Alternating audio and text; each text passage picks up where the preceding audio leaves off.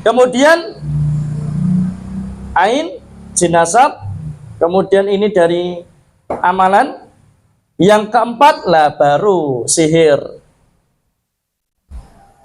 Sihir itu kecil, Bu. Dia ranking 4, Bu. Tapi ya tetap 10 besar, ya toh? Cuman dia ranking 4, kecil sihir itu. Kenapa? Karena sihir itu selalu ada tanda-tandanya.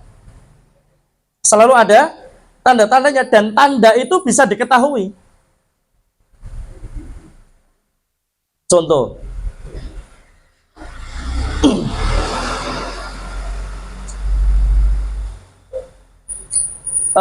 beberapa bulan rumah saya ini dikirim santet, dikirim sihir. Karena peruqyah itu resikonya gitu, Bu.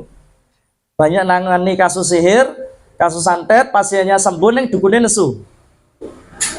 Kemudian serang balik, yang diserang bukan targetnya tapi peruqyahnya. Jadi selama 1 pekan itu kena teror, Bu. Terornya apa? Terornya itu ada kucing berkelahi di depan rumah, begitu ditengok kucingnya udah nggak ada. Tapi suara itu nyata, Bu, dengar. Kemudian apa? Suara bangkai, itu suara bangkai, bau bangkai yang berhari-hari kita cari nggak nemu-nemu. Itu mengintimidasi, Bu. Membuat kita ini supaya takut, panik, gelisah, cemas. Itu dulu sebelum sihir dikirim itu dulu. Kemudian apa? Hari ketiga, selesai saya nyari, hari ketiga, itu ada bangkai tikus yang sudah ada apa namanya? Uletnya itu ya, setnya itu di tengah dapur, Bu. Di tengah dapur, Bu. Kelihatan, itu tiap hari kita lewat situ, nggak ada apa-apanya. Kemudian, habis itu wajar lah ya, saya keluar, ambil ikra sama ambil plastik, nyari tanah. Begitu saya balik lagi, itu bangkainya sudah nggak ada. Kemudian sering terdengar suara manggil-manggil dari luar, manggil nama dari luar. Wes pokoknya diwedeni, Bu, diintimidasi terus. Kemudian apa? Rumah itu dibikin emosi pokoknya, dibikin emosi. Baru kemudian sihir itu Nah, begitu saya sadar ketika bangkit tadi, bangkit tikus itu, saya baru sadar, Bu. Akhirnya langsung saya start untuk full Al-Baqarah sekali duduk. Full Al-Baqarah sekali duduk. Dan yang terjadi pertengahan malam itu saya mendengar lebih dari 10 kali suara ledakan di luar. Berarti gagal sihirnya. Rumahnya sudah dijaga Allah Subhanahu wa ta'ala dengan surah Al-Baqarah, akhdaha barokah wala yastati'uhal batalah. Baca Al-Baqarah full itu sekali duduk 2,5 sampai 3 jam. Nggak lama kok. Betulan nggak lama. Loh, sinetron 3 jam itu kan kita cepet loh ya. Tapi nek Quran kita suwe. Nek ngiwasi WA itu 2 jam itu nggak terasa ya. Tapi nek baca Quran, ada apa ini dengan kita? Ada apa dengan kita ini? Pertanyaan besar loh ini, ada apa dengan kita nih? Kok nggak betah baca Quran? Lagi buka covernya, anggap pisan, Allahu Akbar. Ngantuk lagi mau sak lembar rasane wis ngantuk banget. Bar wis Al-Qur'ane ditutup, buka WA. Begadang sampai malam. Allahu Akbar. Iki wong teko ora iki? Kabeh. Ada masalah di kita. Ternyata kita ini sebetulnya nggak cinta-cinta banget sama Quran. Sebetulnya nggak terlalu cinta pada Al-Quran. Nyatanya duduk dekat Al-Quran nggak betah lama. Kalau namanya orang cinta kan betah lama, toh? Ya, kita evaluasi bareng. Aku juga kadang ngerasa ngono kok ya. Aku sok kadang yang ngerasa ngono. Ngantuk ya, lang ya, masya Allah lah. Pripun meleh ya. Berarti nyepaki kopi ben mboten ngantuk ya. Padahal salafus soleh dulu itu setiap 1 minggu khatam. Berarti 1 hari kurang lebih mereka membaca 4 sampai 5 juz.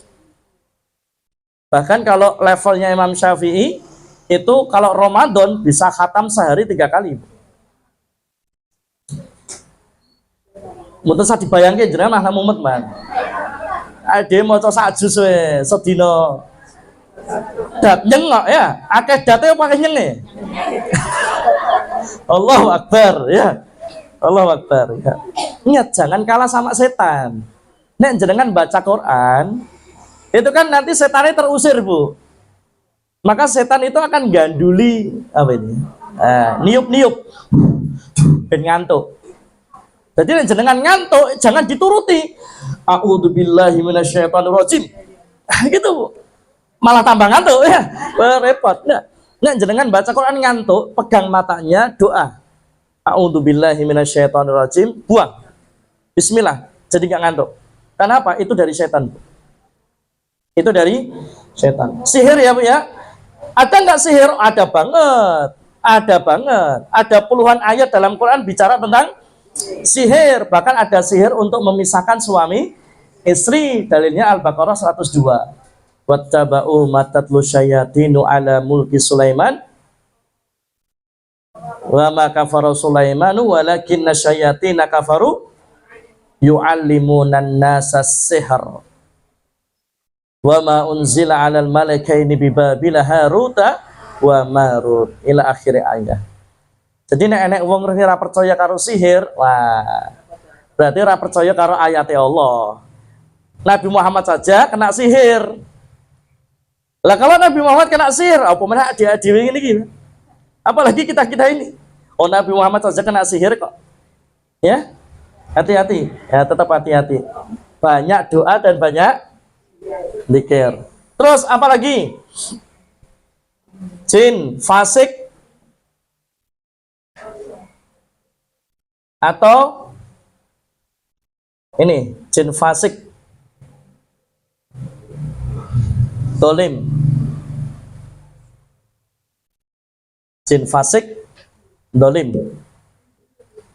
Jin fasik jin dolim itu yang ya suka nampak-nampakin, ya, yang suka bikin rumah jadi angker, yang suka nampakin suara-suara yang macam-macam. Ya intinya jin usil lah ya. Jin usil. Jin usil. Mungkin karena sudah merasa tinggal di tanah itu sudah lama, sudah tinggal di pohon itu sudah lama, sejak sebelum rumah kita berdiri, akhirnya mereka merasa memiliki, akhirnya kalau ada yang tinggal di situ mereka merasa terganggu, akhirnya mengintimidasi. Ada nggak sini yang rumah yang angker gitu? Nggak ada ya? Ada? Apa, Bu? Tinggi besar. Oh bulu. Apanya? Berbulu. Oh burung. Oh manuk. Burung besar. Itu burung apa? Oh, tapi nggak ada dicari. Oh.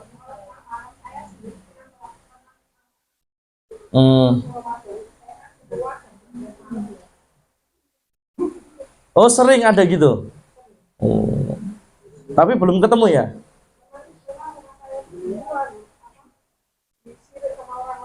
Oh ya, disirik sama orang-orang. Ya, siap. Nah ini intinya jin fasik, jin dolim. Tapi gini Bu, ada kasus baru kemarin. Rumahnya angker, banyak gangguan. Suami istri anggota keluarga gangguan. Ternyata sebabnya bukan rumahnya. Sebabnya siapa? Orang yang di dalam rumah. Ratau akur. Emosinya negatif. Lah emosi negatif itu membuat jin-jin setan-setan dari luar tertarik untuk datang tinggal di rumah itu. Jadi kalau ada rumah yang angker itu tidak selalu soal tanah, tapi soal penghuninya bisa jadi. Ya, ini ya. Ah ini Ibu. Jin apalagi? Jin bucin. Pecinta. Bucin, ibu-ibu ngetos bucin apa mboten nggih? Budak cinta, jin mahabbah, pecinta. Tadi ya, tadi sudah saya sampaikan.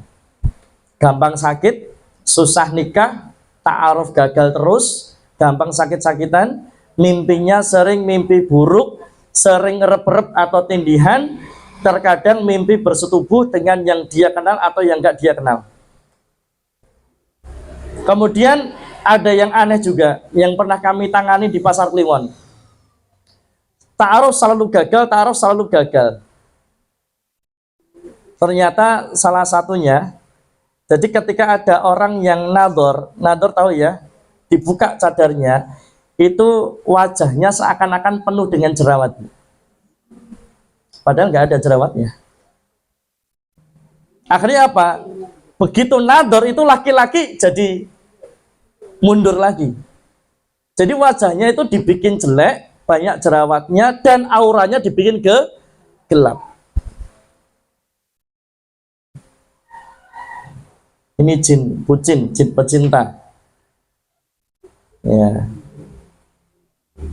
Yang terakhir, gangguan jin apa? Marid atau sakit, gangguan di penyakit. Zainab binti Jahsy dulu itu pernah istihadah. Tahu istihadah enggak? Keluar darah tapi kok lama banget. Ketika datang ke Rasulullah, ya Rasulullah, saya sudah selesai haid, ini istihadah, tapi kok lama sekali, nggak berhenti kata Rasulullah, rahimmu sedang dihentak oleh setan. Rahimmu sedang dihentak oleh setan. Ada juga Ummu Zufar epilepsi. Cuman epilepsi yang lebih kepada gangguan jin, kesurupan. Jadi di masa Rasulullah itu sudah ada, Bu, jin-jin yang memang dia punya andil memperparah penyakit. Karena tadi dia punya akses, inna syaitan yajri min bani adam majrad dam. Dia punya akses di peredaran darah manusia. Yang namanya peredaran darah itu kan dia punya akses dari kepala sampai kaki. Jadi dia sangat mudah untuk bisa menguasai dari kepala sampai kaki. Nah, ini 7 gangguan jin. Selesainya diapakan? Ya cuman 1. Ruqyah atau terapi Al-Quran.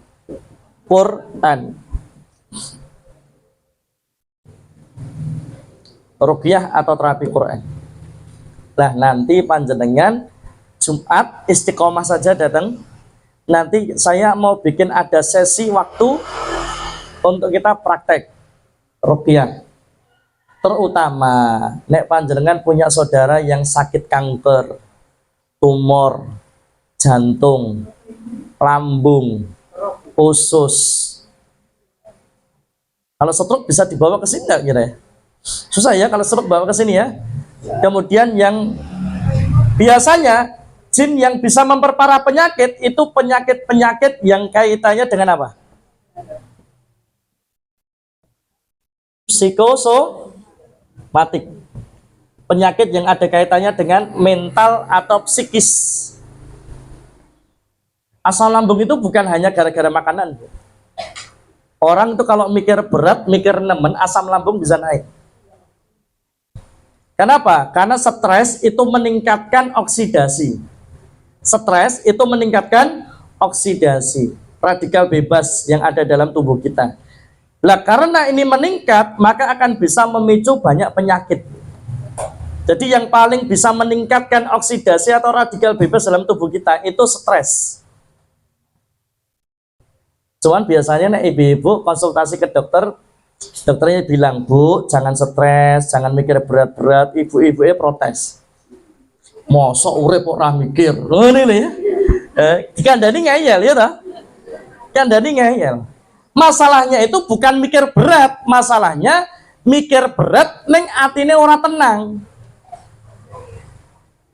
Yang bikin penyakit itu, Bu. Yang bikin penyakit itu mikirnya berat tapi hatinya ora tenang, ora bahagia, ora semeleh. Makanya inna bidzikrillah tatmainul qulub. Supaya tenang bagaimana? Doa dan zikir, dan seutama-utamanya zikir adalah baca Al-Qur'an. Alla bidzikrillah tatmainul qulub. Jadi kadang sok kadang ngeyel gitu tuh ya. Bukan soal mikir beratnya, atine sing digawe tenang, digawe bahagia, banyak zikir, banyak baca Al-Qur'an. Mikir seberat apapun, insya Allah bisa. Otak kita ini kapasitasnya banyak, Bu. Otak kita ini kapasitasnya besar, banyak, Bu.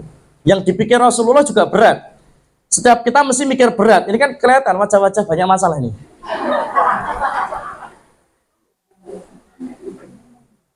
Tinggal sing ora kuat atine, ora tenang, ora bahagia, dia yang gampang sakit.